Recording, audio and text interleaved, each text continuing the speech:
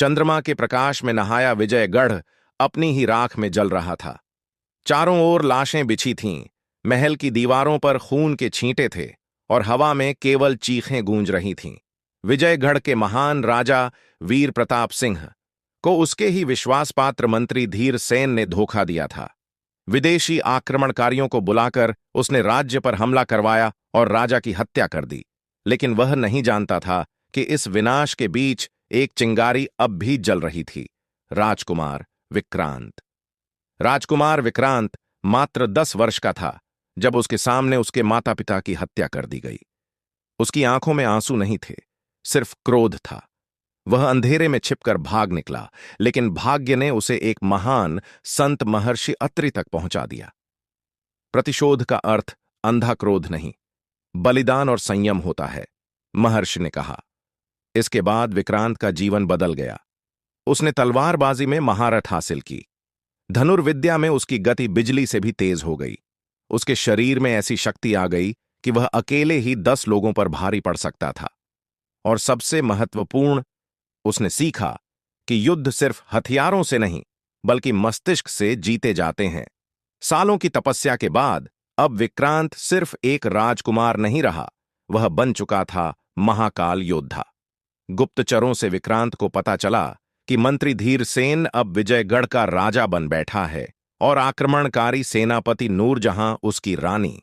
दोनों ने राज्य को लूटकर जनता को दास बना दिया था। अब समय आ गया था। विक्रांत ने अकेले ही दुश्मनों की सेना में सेंध लगानी शुरू कर दी। रात में छिपकर वह दुश्मन सैनिकों को चुपचाप मारने लगा। महल के चारों ओर उसकी परछाई घूमने लगी, लेकिन कोई उसे देख नहीं पा रहा था। लोग डरने लगे। विस्पर्स में एक नाम गूंजने लगा, महाकाल आ चुका है। धीरे धीरे विक्रांत ने अपनी सेना बनाई। विजयगढ़ के बचे खुचे वफादार सैनिक और अत्याचार से त्रस्त जनता उसके साथ आ गई। कल सुबह विजयगढ़ का सूरज आजादी के साथ उगेगा, विक्रांत ने गर्जना की। विजयगढ़ के किले में मंत्री धीर सेन और रानी नूरजहां के सैनिक तैनात थे, लेकिन जब उन्होंने दरवाजे पर महाकाल की सेना को देखा तो घबराहट फैल गई। विक्रांत की तलवार बिजली की तरह चमक रही थी। उसने सैकड़ों सैनिकों को काट डाला, लेकिन उसका असली लक्ष्य महल के भीतर था। वह सीधा राजगद्दी कक्ष तक पहुंचा, जहां मंत्री धीर सेन उसका इंतजार कर रहा था। तो तू जिंदा बच गया राजकुमार, धीर सेन हंसा। लेकिन फिर विक्रांत ने जो कहा उसने सबको झकझोर दिया।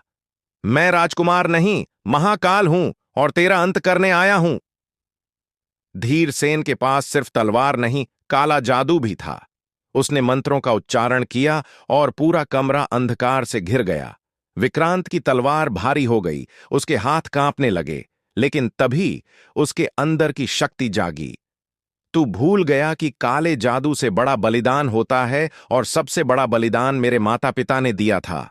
विक्रांत ने अपनी पूरी शक्ति से तलवार चलाई और एक ही वार में धीर सेन का सिर धड़ से अलग कर दिया।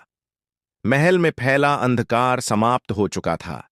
नूरजहां भागने की कोशिश कर रही थी, लेकिन जनता ने उसे घेर लिया। अब विजयगढ़ को उसका असली उत्तराधिकारी मिल चुका था। अब से यह राज्य भय में नहीं बल्कि न्याय में जिएगा। विक्रांत ने सिंहासन पर बैठते हुए घोषणा की। लोगों ने महाकाल योद्धा का जय घोष किया और एक नई शुरुआत हुई। लेकिन कुछ कहते हैं कि विक्रांत सिर्फ एक योद्धा नहीं था, बल्कि एक अमर आत्मा थी जो तब तक पुनर्जन्म लेती रहेगी जब तक अन्याय समाप्त नहीं हो जाता। कहते हैं, आज भी जब अन्याय बढ़ता है तो रात के अंधेरे में एक छाया घूमती है। उसकी तलवार की झलक किसी को दिखे या न दिखे, लेकिन उसके कदमों की आहट जरूर सुनाई देती है, क्योंकि वह महाकाल योद्धा है जो कभी मरता नहीं, केवल लौटता है।